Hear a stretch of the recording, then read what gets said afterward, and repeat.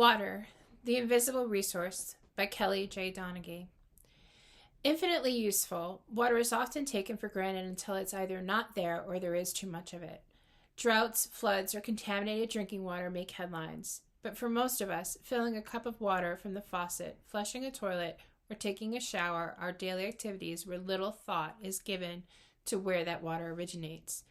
Where does our fresh water come from, and how endangered is it?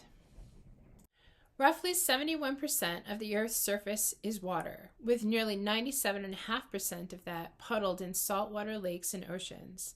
Fresh water, water containing less than 1,000 milligrams per liter of dissolved solids, comprises only 2.5% of the surface water.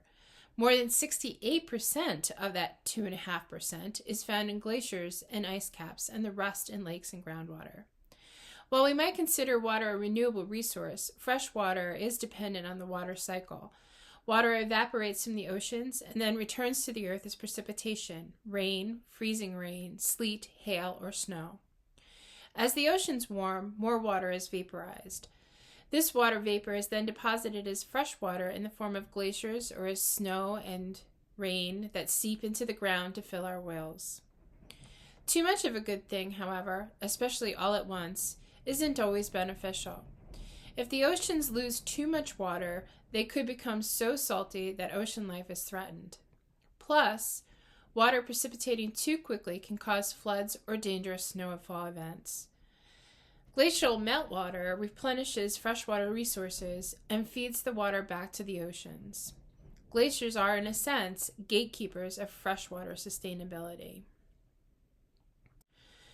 The largest cities around the globe are surrounded by water. In New York City, the Atlantic Ocean rests to the east, while the Hudson River, which originates in the Adirondacks, winds its way past Manhattan to the ocean.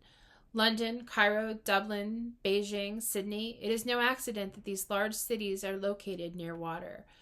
For centuries, access to oceans has allowed for trade, and freshwater rivers and lakes are vital for raising crops and animals. A nighttime map of Earth illustrates the density of human settlements around water sources. From the water-rich eastern United States to the line of bright lights that highlight settlements along the Nile River in northeastern Africa, people gather where water is plentiful.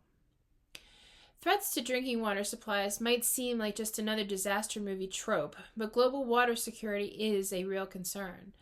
If freshwater is the key to life and that key supply is limited, then it's no surprise that water rights often spark conflict. To an agrarian culture, water is as precious as gold.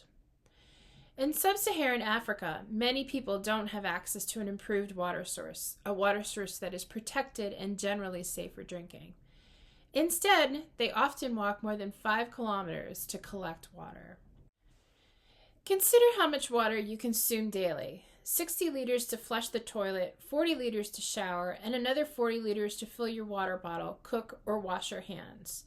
When you convert that volume to mass of water, assuming a density of water of 1 kilogram per liter, the weight of that much water is close to 140 kilograms, or just about twice the average person's body mass. Imagine having to carry twice your weight for 5 kilometers. Water is an invisible resource to many around the world, and we reach for tap without worrying that water won't flow out of it. But as the world warms, causing glaciers and ice sheets to melt, salt water to flow up rivers, the Great Lakes to turn brackish, slightly salty, or the oceans to flood our coasts, can chemistry help us maintain a secure, steady supply of fresh water? It's open for discussion.